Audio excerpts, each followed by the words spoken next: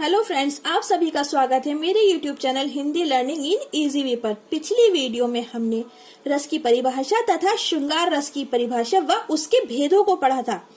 अगर आपने वीडियो नहीं देखी है तो जरूर देखिएगा, क्योंकि यदि आपको रस की परिभाषा का ही नहीं पता होगा तो आप आगे के भेद समझ नहीं पाएंगे। इस वीडियो को आगे बढ़ाते हुए चलिए हम रस के दूसरे प्रकार करुण रस की परिभाषा को देखते हैं। करुण रस, इसका स्थायी भाव है शोक। किसी प्रिय व्यक्ति के चिर विरह अथवा मरण से उत्पन्न होने वाली शोक आदि भाव के परिपाक को करुण रस कहते हैं। जैसे कि हमने कभी ऐसा हुआ कि कोई दुख की खबर आती है, या फिर कोई हमारा प्रिय हमें छोड़कर इस दुनिया से चला जाता है, या हमारा कोई आदर्श नेता हमें उसके बारे में पता चलता है, या फिर कोई फिल्म स्टार जिससे हम हमारा फेवरेट हो और उसके बारे में पता चलता है, तो अंदर से जो एक मन में भाव आता है उसको हम करुण रस कहते हैं, जो हम इन पंक्तियों से समझेंगे। हाय राम कैसे झेले हम अपनी लज्जा, अपना शोक, गया हमारे ही हाथों से अपना राष्ट्रपिता परलोक। इन पंक्तियों से हमें पता चल रहा है कि हम उस लज्जा को कैसे झेलें और हमारे अंदर जो शोक है हम उसको कैसे दबाएं, क्योंकि हमारे ही बीच में से कोई एक ऐसा व्यक्ति था जिसने हमारे राष्ट्रपिता की हत्या की थी। उनको परलोक पहुंचाने में वो जिम्मेदार था। ये एक तो हमारे मन में ये जो है शोक का भाव उत्पन्न हो रहा है, और दूसरा हम बहुत जो है लज्जा महसूस कर रहे हैं। इन पंक्तियों से हमें ये पता चल रहा है। थर्ड है हमारा अद्भुत रस। इसका स्थायी भाव है विस्मय। आश्चर्यजनक वर्णन उत्पन्न विस्मय भाव की परिपक्व अवस्था को अद्भुत रस कहते हैं। अद्भुत रस हम इन पंक्तियों से आसानी से समझ सकते हैं। जैसे देख यशोदा शिशु के मुख में सकल विश्व की माया, क्षण भर को वे बनी अचेतन, हिल न सकी कोमल काया। यशोदा मैया ने शिशु यानी कि भगवान श्री कृष्ण के मुख में जब समस्त विश्व की परछाई को देखा तो वह अचंभित हो गई, एकदम से घबरा गई और अचेतन हो गई, यानी कि वो चाहकर भी नहीं हिल पा रही थी।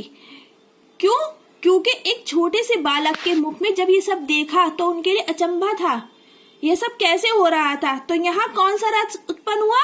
ये अद्भुत रस है। चौथा है हमारा रौद्र रस। इसका स्थायी भाव है क्रोध। किसी व्यक्ति के द्वारा क्रोध में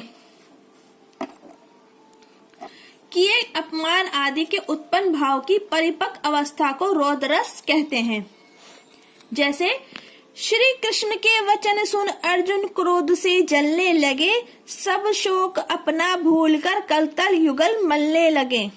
इन पंक्तियों में क्या है कि जब रामायण में महाभारत के विषय में इसमें बताया गया है कि जब भगवान श्री कृष्ण ने अर्जुन को आकर अपनी बात कही तो क्या है, एकदम से क्रोधित हो उठे और अपना सब शोक भूलकर क्या है, करतल युगल यानी कि अपने हाथों को आपस में मलने लगे। उनके मन में क्या है, एकदम से क्रोध उत्पन्न होया।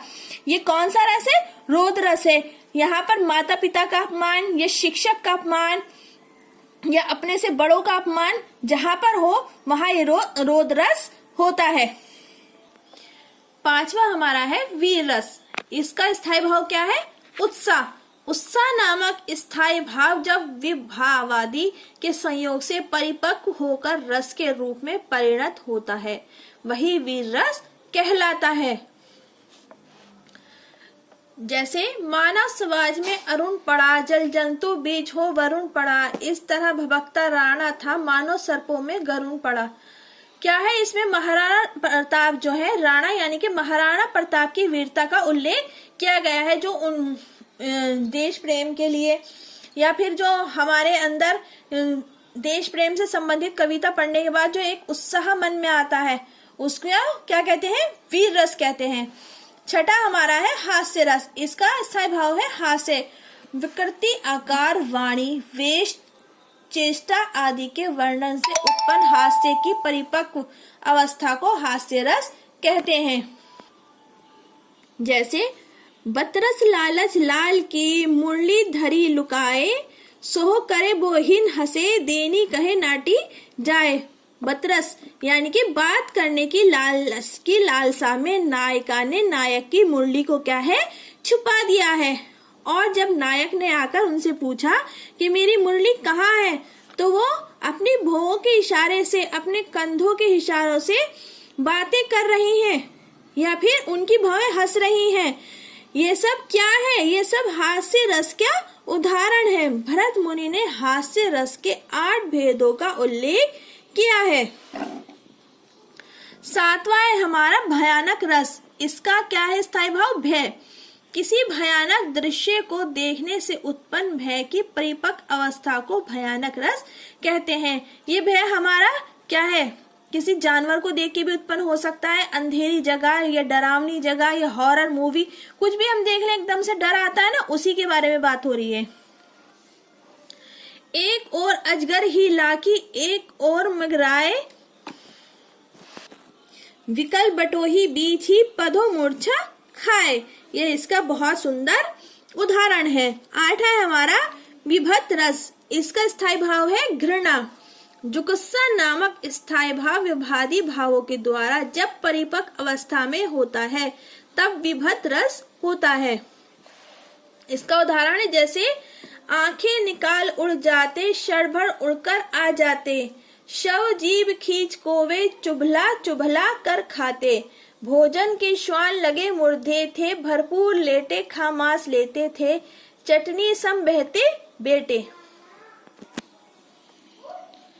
9वां है हमारा शांत रस। इसका स्थायी भाव है निर्वेद। अनित्य और असार तथा परमात्मा के वास्तविक रूप के ज्ञान से हृदय को शांति मिलती है और विषयों से वैराग्य हो जाता है। यही अभिव्यक्ति होकर शांत रस को परिणत हो जाता है।